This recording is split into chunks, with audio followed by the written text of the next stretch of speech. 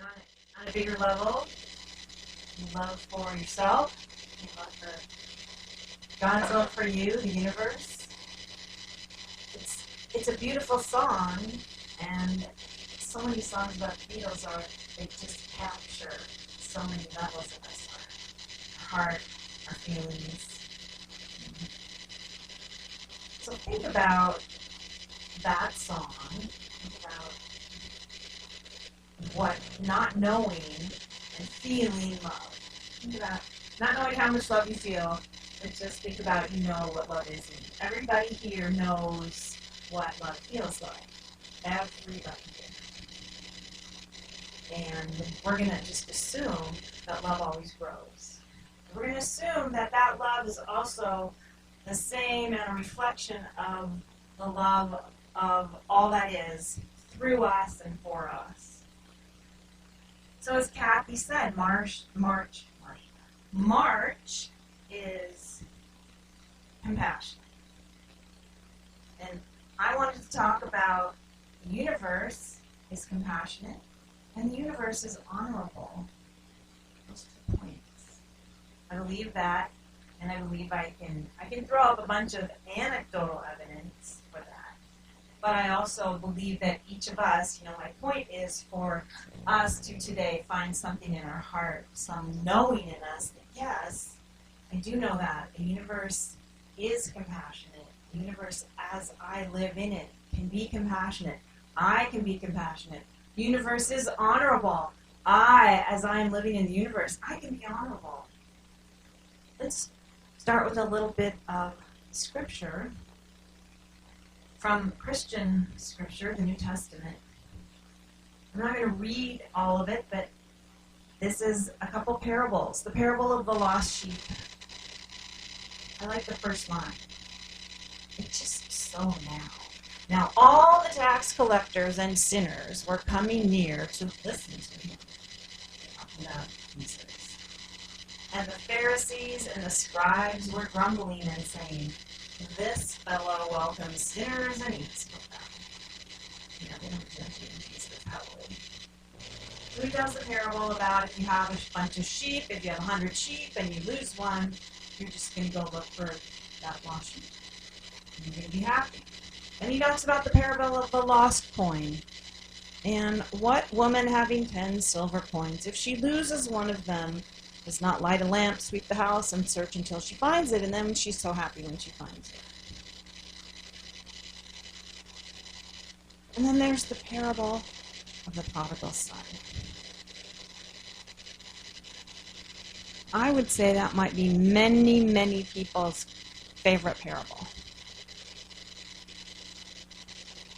And it is the parable of we lose ourselves and we go make mistakes, and then we come back and we are accepted by the Father. We accepted in the parable, we accepted by the Father no matter what. Because the Father loves us. The Father loves the spirit, body, soul, Son, no matter what.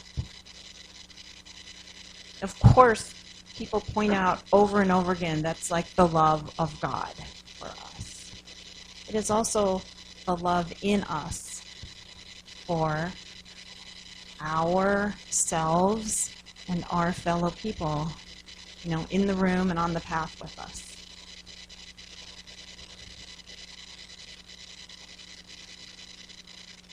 I was reading an article that I kind of fell in love with. One of the first things the man said, Rick Hansen, he said, "Can you find common ground with everyone rather than excluding certain people from your circle?" One of the most important practices you can do this year is to us all thems. You us all them. So we get what that means, us and them. Instead of being a them and an us, we're going to turn every them into an us. And the thing I like is he also gives us some compassion for why we are like that, why we want to be why it's easier to have a smaller universe, why it feels safe to have an us and them. Mr. Hansen says, for most of the past 300,000 years, our human ancestors lived in small bands of about 50 people, and they survived by being good at caring about and cooperating with the people inside the band, with us, while also fearing and aggressing upon them. And for 2 million years before that, our hominid ancestors lived and evolved under similar pressures. That's a long, long time. And during the last 10,000 years, as agriculture produced food surpluses that enabled larger groups, the same tribalistic pattern repeated at bigger scales. Of course, there are always heartening examples of people extending themselves for strangers. But most of us still have this vulnerability to the ancient drumbeats of grievance and vengeance. I gotta say that this is true. We do hear a pulse of grievance and vengeance. It is in us, it is our humanity. And this particular line, now amplified to a thunder by modern technologies like social media. Yeah, it's true. Because social media is one of those things that puts things under a microscope and makes things seem bigger than they are. So anything is going to seem bigger. Good, bad, indifferent is going to seem bigger. Well, but we understand that. We understand the us and the safety in us. And we also know what it feels like to be a them, right? Every single person here has felt left out and sad and not included. And it's funny because even though we felt those things, we still also find ourselves just almost unconsciously going on with us and them. Us and them. You know, like you go walk down the street and I've often shared that I'm a little bit of an introvert, so when I walk down the street or while walking around the lake, it's like I kind of just go like, I just try to walk and not look at anyone. I want to be alone. And Roland, my partner, my husband, he always smiles at everybody and says hi. But when I do that, when I look at everybody and say hi, I notice that you start putting people into categories when you're walking around the lake or walking down the street. Like, that person is like me, that person is not like me. It's sometimes there's not even a thought about it. It's just like a feeling, right? A feeling of like, if you're an introvert, you're just thinking, I'm the only person in the world, don't talk to me. That's, right. Then you make everybody them. I do not advise that. It actually shuts you down. It's not that pleasant. If you're like most people, somewhere in the middle, then you just sort of walk and you're thinking, yeah, oh, that.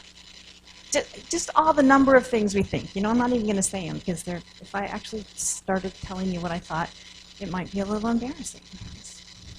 It's just idle chatter. But we get that. So the spiritual practice of the prodigal son is to walk around Gray's Lake and open your heart and forgive everybody. Yes, I'm talking forgive everybody because that is part of the us and them. So forgive, have an open heart to everybody around the lake.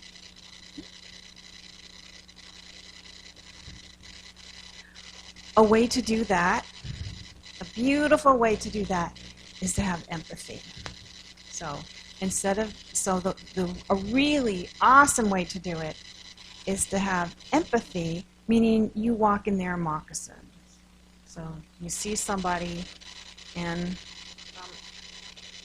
where you might go to, let's just say let me take a time. I was at a restaurant and there were some screaming kids, and I might have had a judgment that the grown-ups who were with them were letting them run around and scream. It's possible. I'm not have that judgment. And I was thinking that somebody should do something different. Well, then I remembered some of my own pastimes with children. I can remember my son Kelly. He didn't scream, but he would do this thing. He would go on the counter and he would he's not 2, he's like 11 or 13. He just would be so, I guess we were so tiring to be out to dinner with, you know. He would do that. And I mean, I just gave it up. Whatever. And the other thing he did, Roland will remember this, was he'd order the lobster if we would let him get away with it. He would go for the most expensive thing, order it, and then not finish it, right?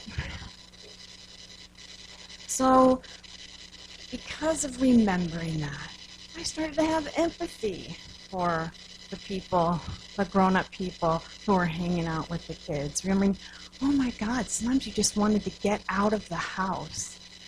And nobody was going to cook dinner, so let's take care of everybody the best we can and go to this restaurant. And, you know, my last little bit of energy is going to be in figuring out what you want to eat, and I don't care how you act. Remember that. You have empathy for the other people. And there is probably not a situation where having empathy wouldn't work. I get to talk about one of my favorite things, which is Star Trek now. So I have a good example. And if you're not into science fiction, I'll try to give you enough plot so you can follow along. There's a new Star Trek show out. It's called Picard. And okay, who's a fanatic? Okay, maybe 1 or 2. Who's seen it? Okay. Oh, you guys, I don't know what I'm going to do with you. But who's seen the old Star Trek? Yeah, okay. Who remembers the Borg? All right. Now here's the thing about the Borg. The Borg were a kind of I'm going to call them from the planet Borg, but they were a people who seemed to be made of some kind of humanoid and robot parts. And they were terrifying back in 1999 or 98 or whenever we watched it, or 87. I don't remember. But they were big and powerful, and they would take over whole civilizations and take the people and stick parts in them, the robotic parts in them, and then they all had one mind. They were merciless, showed no mercy, and resistance was futile. They would just get you. So here is why I want to unpack this a little bit, because for me, the Borg being so terrifying, this taking over everybody and making them oneness, that is a little bit of our projected fear of oneness. All of us are a little afraid of oneness. We are afraid of losing our individuality sometimes when we think about being one with all that is, when we think about being one with everybody. So the way the Borg were portrayed, they were these monstrous, they not only did they kidnapped people, they destroyed civilizations, and everybody was controlled by the master queen. I think they had really scary queens who controlled them. And that is a little bit of our projected fear. And then as the series went on, interestingly enough, the individual conquered the Borg in many episodes. Like an individual who reclaimed their individuality got sent to a Borg cube, and it was like the old example of the computer brain being fried. That basically the individual person, the strong I am in the individual, managed to break up a few Borg cubes. So in this latest rendition, which is many years it's 20 years later from all of that, and they're showing that in real time, which is interesting, or 20 years later. The Captain Picard who was captured by a Borg and escaped, by the way, let's not forget that, is encountering a Borg cube that has been, that Borg cube is separated from the Borg. It doesn't tell us if the Borg are completely dissipated. But here's a cube where the people are being reclaimed. And aliens are taking these people who are Borg and they're reclaiming them. Or the people, whatever their alien race is, their Borg parts are being taken out, and they're being saved to be human again. And so the empathy part is Captain Picard, that was his worst nightmare, the Borg. And his worst thing was that he was taken over by the Borg and made to be a soldier at their behest. You know? He was a soldier at their behest. And he got his humanity back. But when he would fight them after he'd had that experience, he would kill them mercilessly. Like, oh, you can't do anything with them. You can't save them. They're Borg. All right? So he's killing them all. But in this new show, he learns to have empathy for these people. He looks on the Borg, they're being reclaimed. Their robot parts are gone, and they're a wreck. They don't look whole. They look like a wreck. And he finds empathy in himself for that. I love so much about the story because because of all the ways that this reminds me to have empathy for the parts of myself that I cast aside, myself in the past that causes me pain, the people, the people in my history who I remember who have caused me pain, but to have empathy for them, and then that goes on to healing. That goes on to not just healing, but happiness. So the spiritual teaching of unity, that we believe in one God and we believe in goodness, means that over and over again,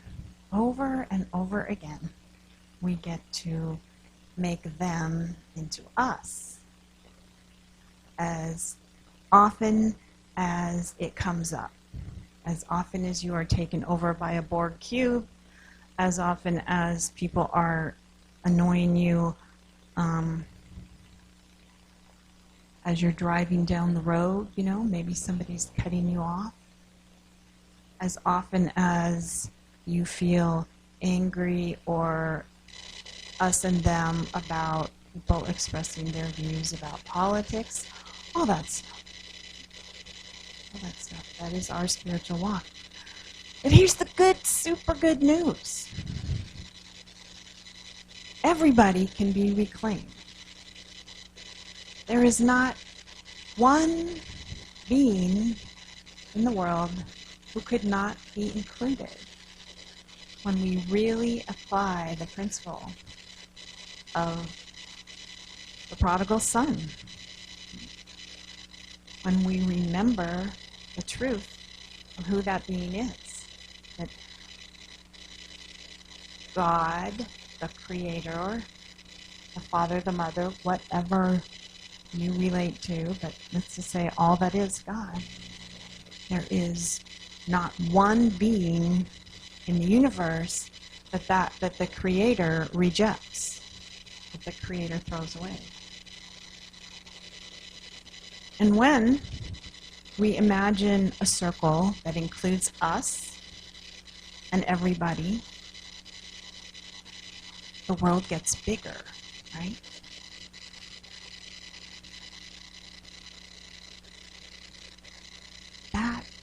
is the awesome part, that the world gets bigger and your world gets bigger. So I'm going to ask us to do a 2-minute meditation. Just, you can do this with your eyes open or closed, but just draw up into your mind a few people who feel like you're us, the closest us, or beings. It might be your puppy, your cat, your goldfish, your spouse, your relative, your roommate. Just a couple people. Make an us for yourself. It doesn't have to be everybody yet. Just make it us. And feel the light of the Creator in you, including them in light and love. It's so easy to love them. Easy for us to love our us. And I think that the simplest way to do it is just imagine it moving out. Just imagine it geographically. You don't need to call in people as in, well, here's the people I love, here's the people I love less than that, and I'll call them in. Here's the people that I don't like. Don't worry about that. Just make it geography. Just make your light spread. And know that the good news is that you have this, you have Creator in you. You have the truth in you. You have the Christ in you that's going to spread the light. So turn it over to God and let God in you spread the light. And imagine that this light is spreading and spreading and spreading. And it works really fast, faster than the speed of light, and it's already encompassed the whole planet of Earth. It's already encompassed the whole solar system. And it's already encompassed the whole universe, because that's the way it works. It goes through space and time. And that love. And relax a little bit. Oh, this is the us. The us that we rest in, that we're accepted by, that we love and we accept. It's as big as we can even imagine. Now, open your eyes and feel that joy. And know that everybody here has done some awesome work